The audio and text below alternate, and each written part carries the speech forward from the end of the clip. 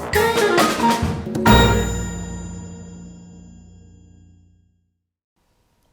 halo Kak Kaila sama Kak Ina ya ini ya. Iya, halo. Halo. Ini kalau nggak salah tuh Kak Kaila tuh dari teknik biomedis, kalau Kak Ina tuh dari fisika. Betul. Iya, dan sekarang lagi menempuh semester 7. Benar. Ya, gimana Kak rasanya jadi mahasiswa semester 7? Wah, Udah nano-nano tua sih ya? ya, udah tua juga gitu. Iya. Berarti Menuju sekarang lagi akhir. sibuk apa nih? Lagi skripsian atau udah KKN kan ya? Udah. Oh iya, Kalau nyusul sih. ya, Oh, dia nyusul. nyusul. Berarti akhir-akhirnya lagi sibuk? Skripsi, mungkin Skripsi, sambil magang juga, magang. kayak gitu-gitu. Oh iya, magang juga ya Kak. Mm-mm. Terus ini, aku tuh denger akhir-akhir ini tuh kan ada berita nih Kak. Kalau misalnya di Jogja itu tuh baik di sumur atau sungainya itu lagi tercemar bakteri E. coli dan juga logam berat. Nah, kalau bakteri E. coli sendiri tuh mungkin aku udah agak sedikit paham ya. Tapi kalau logam berat sendiri tuh kayak apa sih? Itu tuh logam yang bentuknya koin kah? Atau logam seng? Atau emas? Itu masuk logam berat gak sih? Untuk logam berat, sebenarnya seng bukan logam berat ya Kak ya. Oke. Iya, heeh. Jadi logam berat tuh biasanya kayak timbal dan sebagainya gitu. Emang ada kelompok zat yang namanya logam berat gitu. Nah biasanya kalau air itu tercemar kayak tadi yang Kakak bilang itu entah penyebabnya itu dari limbah pabrik mungkin atau tekstil itu juga bisa gitu, dan memang itu benar-benar berbahaya gitu bagi tubuh gitu, apalagi kita nggak tahu gitu kan apakah emang tercemar nih limbah berat atau enggak gitu. Oh jadi bentuk zatnya tuh kayak nggak kelihatan gitu? Iya jelas nggak kelihatan. Soalnya maaf anak sosum, jadi nggak tahu kayak zat-zatnya kayak apa gitu. Bahaya tuh, bahaya. Nanti Iya. kalau tahu-tahu lihat airnya ternyata, aduh ada apanya nih? Iya ya, biasanya tuh kan aku tuh kalau minum air tuh kayaknya jernih, tapi ternyata kalau ada limbahnya kan ada zatnya itu. Iya. Semoga enggak. Semoga enggak ya, semoga takut enggak. banget. Jadi kalau misalnya airnya itu kayak di dalam sungai nih misalnya tuh ada kayak lempar koin di sungai, itu bisa memungkinkan ada logamnya enggak? Zat logamnya enggak? Mungkin ada, tapi untuk presentasenya mungkin nggak sebanyak dengan limbah-limbah yang lain. gitu. Terus aku juga denger nih kalau kakaknya tuh lagi ngembangin riset yang namanya etang ya Kak ya. Nah ini alatnya juga dibawa ke sini kan. Iya. Terus ini bisa dijelasin dulu nggak sih alatnya ini berfungsinya buat apa gitu? Oke, mungkin di sini itang itu kan elektronik tang ya. Jadi alat ini dia tuh berbasis sensor, dia tuh sensor rasa gitu, dan yang mana dia tuh cara kerjanya tuh sama kayak lidah kita gitu. Namanya kan itang, elektronik tang gitu ya. Jadi dia tuh mendeteksinya tuh dia merasakan dari rasa si contohnya air tadi gitu kan, apakah si air tadi itu punya jenis rasa yang berbeda gitu kan, yang mana nanti akan dideteksi dengan itang. Kita bisa lihat apakah dia tuh mengandung sebuah atau sesuatu zat tertentu gitu. Oh jadi tuh itangnya tuh kayak bisa lihat zat yang ada di dalam air gitu. Iya. Jadi kalau misalnya aku nih kalau mau minum itu harus bisa dicek dulu nggak sih itu tuh ada zatnya atau enggak? Iya, gitu, benar. logam beratnya atau enggak? Iya. Itu bisa kalau misalnya dikonsumsi tiap hari tuh bahayanya ke tubuh kita tuh apa sih Kak kira-kira? Mungkin untuk air yang mengandung kayak tadi ya logam berat itu, wah itu sangat-sangat berbahaya ya. Kita bisa kena penyakit yang serius gitu, misalkan entah itu kanker atau hal-hal yang lain gitu ya, yang memang sangat berbahaya bagi tubuh gitu. Apalagi kita kan nggak tahu kan apakah di airnya itu benar-benar mengandung logam beratnya atau enggak gitu kan. Gitu. Tapi untuk perkembangan risetnya sendiri ini udah sampai mana Kak? Untuk perkembangan risetnya ini sebenarnya kan dari sensornya udah dikembangkan ya sama Departemen Fisika sendiri, FMIPA UGM gitu khususnya. Nah ini pengembangan risetnya lebih ke arah pengolahan datanya ya, lebih ke pengolahan Lebih datanya. ke kita mendalami lebih lanjut untuk senyawa-senyawa tertentu, zat-zat tertentu yang mana sebelumnya itu belum dikembangkan untuk zat tersebut kayak gitu, yaitu kita di sini mengembangkannya risetnya untuk mineral dan juga logam berat, dan itu pun kita ambil khusus beberapa mineral dan logam beratnya kita ambil timbal aja kayak gitu. Nah, jadi mungkin menambahkan tadi Mbak Ina ya, kalau etangnya ini sendiri udah dikembangkan dari tahun berapa ya?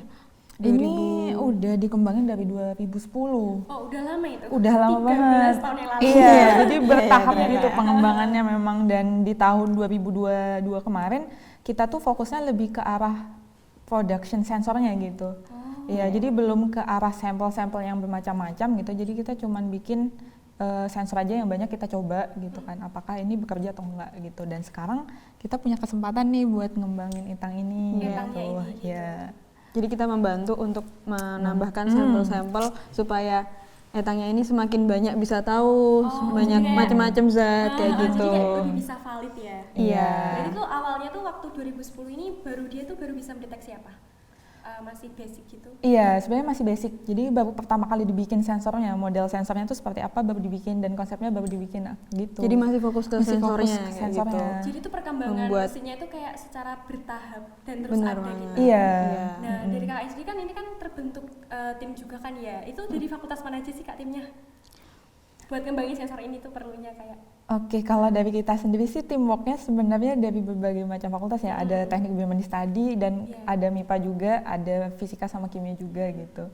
Mungkin sekalian memperkenalkan ya, ada selain kita yang di sini ada juga Alfian Dava Bayhaki dari Teknik Biomedis, terus ada juga Fadia Chania dari kimia, dan ada juga Edwin. Dari fisika. Iya. Ya. ini anak MIPA semua. Iya, soalnya Ada tekniknya, ada tekniknya. Ada tekniknya. Ada Iya. tekniknya tersendiri nih anak sosum ini kayaknya cuma bisa oh iya alatnya tersensor terus kayaknya cuma air doang itu ya kan Kak. Iya. Tapi butuh kok nanti kalau anak sosum karena kan gimana pun air ini kan sumber daya bersama gitu Iya, kan. Jadi betul. regulasi dan gimana kita mungkin nanti bisa mendistribusikannya kalau emang ini udah firm dan udah cukup bagus gitu kan risetnya dimasalkan, dan juga kita harapannya kan bisa dipakai untuk pemerintah juga untuk standarisasi air dan juga meningkatkan kesejahteraan dan kesehatan masyarakat kayak gitu kan, dan itu nanti pasti butuh analisis dari anak sosum. Iya, tapi untuk perkembangannya sendiri dari anak ini dulu, saintek dulu. Iya. Terus BTW ini Kak, sistem kerjanya alatnya tuh gimana? Untuk sistem kerjanya alatnya, nah di sini kan bisa dilihat ya, mungkin sekalian menjelaskan ya, di sini tuh yang hitam itu namanya data logger. Dia tuh buat menyimpan responnya gitu. Yang Ini, ini nih, yang ini. ini namanya data logger. Data logger, ya. Terus? Terus yang ini yang abu-abu itu sensornya. Jadi yang buat ngedeteksi airnya itu sensornya. Jadi sensornya ini akan mendeteksi airnya seperti ini. Lalu akan diteruskan ke sini. Nanti responnya ditangkap oleh sini, disimpan di data logger gitu ya, dan akan ditampilkan dalam sebuah layar gitu. Ya. Nanti kelihatan ada Nanti kelihatan grafiknya kayak grafiknya. Ada gitu. grafiknya, oh ini Iya. di situ Iya. ada apa aja zatnya Iya. gitu. Berarti yang baru ditambahkan dan dikembangkan tuh baru data tentang mineral logam Logam. tadi yang di dalamnya. Mm-mm. Terus ini Iya. sensornya ini sensor apa sih Kak? Kok bentuknya kayak peluru gitu aneh. Oke, ini sebenarnya karena kita tuh mau bikin yang lidah gitu kan ya, agak sulit gitu. Jadi kita kayak mau bikin etang lidah gitu. Jadi merepresentasinya seperti ini gitu. Jadi agak panjang gitu sebenarnya. Ini ada 3 sensornya. Ini 3 rasa apa 3 apa nih sensornya? Sebenarnya tuh ini cuma jumlahnya aja sih. Oh, jumlahnya aja. Kalau misalkan lidah kan itu ada 5 rasa ya, 5 rasa dasar ya. Nah harusnya dibikin sensor 5-5-nya gitu. Tapi yang kami bawa ini salah satu dari rasanya gitu. Ya cuman di risetnya kita itu kita menggunakan 4 4 rasa. rasa. Itu ada umami, asin, pahit, dan juga asam dan juga pahit kayak Jadi gitu. hampir kayak mirip lidah kita Lidah, ya, namanya juga etang, gitu. iya, Tapi benar. kayak bisa mencegah dulu lah sebelum masuk ke tubuh kita. Kita bisa mendeteksi airnya juga.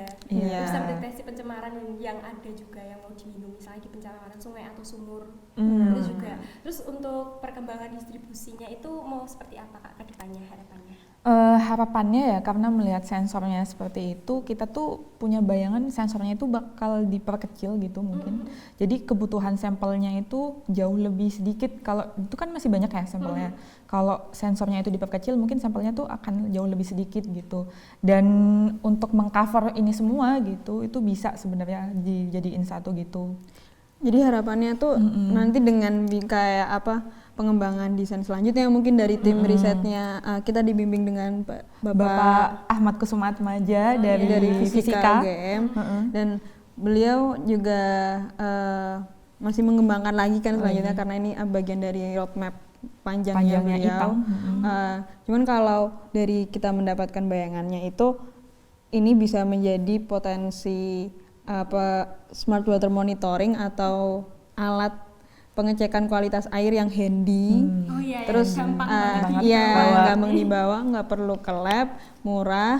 Terus harapannya tadi berarti dengan air sampel yang dikit aja, karena kalau misalnya Mbak kepo nih kayak air di rumahku tuh kayak gimana sih kadar segala macam, itu kan nanti ke lab terus kayak dapat list kan apa aja yang bisa Apa dicek. aja. Itu tuh setiap sampel benar-benar harus bawa literan tertentu, maksudnya volume tertentu gitu, dan agak banyak juga setiap ini. Jadi benar-benar kayak bawa bertong-tong air kayak gitu. baru bisa dicek sampelnya. Iya, dan Iya, itu lama juga lama kalau juga. di lab dan mahal juga. Jadi karena itu ada ide dari kami itu mengembangkan Etang ini untuk bentuknya smart water monitoring kayak gitu. Dan kita masih baru riset dasarnya nih. Cuman harapannya nanti bisa menjadi bentuk alat yang lebih handy dan juga terjangkau lah buat Bisa kita masyarakat. jangkau lah sebagai masyarakat. Murah juga nggak sih, mudah dibawa kemana-mana.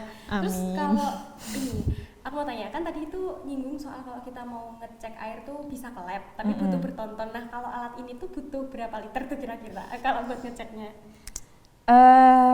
Kalau sekali ngecek tuh biasanya sekitar 20 sampai 30 mili gitu sebenarnya. Oh berarti sedikit, Iya dikit banget ya? Iya, tapi kan itu daripada- satu sampel gitu kan Kak, satu sampel air gitu kan. Tapi kalau untuk mengecek air-air yang lain kan jumlahnya lumayan banyak gitu kan. Oh, Iya. jadi gini, misalnya aku mau ngecek air di sumurku sama air di sungai tempatku.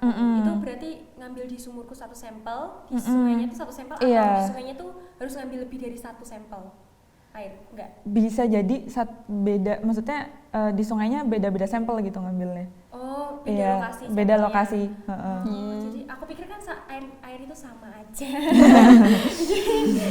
Jadinya kan ini apa namanya? Oh ya udah kalau di sungai yang ngambil, ya udah tinggal ambil aja terus cek sampel. Sampel, Ternyata harus ini ya, beda lokasi juga ya.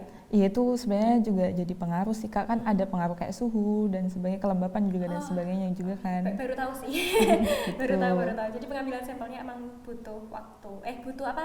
Beberapa titik. Gitu. Iya.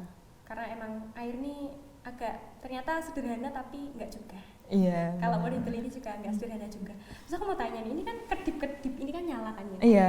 Iya, nyala lah ya kedip-kedip. ini pakai listriknya gimana sih? Oh, ini pakai baterai Kak. Oh, nggak dicolokin ya? Enggak, ini pakai baterai, jadi di sini ada baterainya. Nanti kalau misalkan mau dihubungin ke laptop gitu, dia by Bluetooth. Oh, Gitu. nggak pakai ini, colokan. Nggak pakai colokan. USB lagi. Iya, jadi Karena pakai nggak Bluetooth. Bluetooth Iya, juga. jadi meskipun laptopnya ada di sana, dia bisa nyambung ke sini Oh, gitu. berapa jauh? Jaraknya kayak berapa jauh? Ya, jaraknya seberapa? Tergantung Bluetooth ya, Bluetooth. Bluetooth kayak umumnya gitu ya? Iya, Iya, kayak kayak umumnya. kalau nyambung TWS gitu kan biasanya Iya. berapa udah cut kayak Berarti gitu kayak ya. perkembangan. Mungkin ya sini ke sana kayak gitu Iya. kali ya. Berarti udah lumayan inilah, perkembangannya udah semakin maju. Karena udah waktunya udah 13 tahun ya. Iya, benar. Berkembang terus gitu. Berarti ini pakai baterai yang biasa itu ya? Enggak sih Kak. Baterainya Ada khusus ya khusus, berarti? iya, ada khusus di dalam sana. Bertahan berapa lama Kak biasanya mesinnya? Ini sih kalau seharian jadi kan by charger gitu kan Kak. Jadi kalau misalkan kita nguji seharian sekitar mungkin 8 sampai 10 jam mungkin baru bisa di charger gitu. Oh iya. Iya. Jadi kan tadi harapannya untuk pengembangan risetnya kan ini mau dibuat lebih simpel juga Mm, alatnya, iya. terus bisa didistribusikan juga. Nah ini untuk perkembangannya bakalan membutuhkan riset waktu berapa lama lagi Kak yang alat ini? Kira-kira? Kira-kira mungkin Kalau dari roadmap tim riset fisika ya di Fisika UGM ya kalau nggak salah sih harapannya dalam 10 tahun atau ya 5 tahun 5 ya. sampai 10 tahun Oh 5 mendatang. sampai Itu 10 tahun mendatang. udah mulai memikirkan ke arah industri dan distribusi kayak gitu sih, pemasalan seperti itu. Karena ini kan basisnya mungkin kalau kakak tahu Enos kemarin gitu ya, itu kan mirip ya karena sama-sama electrical yang basisnya indra perasa kayak gitu kan. Dan kalau Enos sendiri kan udah mulai distribusi juga gitu kan, udah mulai industri. Nah roadmapnya Etang ini juga mirip dengan itu gitu. Oh, iya. Jadi mungkin 5 5 tahun 10 tahun bisa harapannya bisa Harapannya. didistribusikan ke masyarakat, Masyarakat. gitu. Iya. Oke, kayak duh makasih banyak kan kalau Kak udah kayak datang ke sini terus jelasin Thank you soal juga, udah Thank you juga.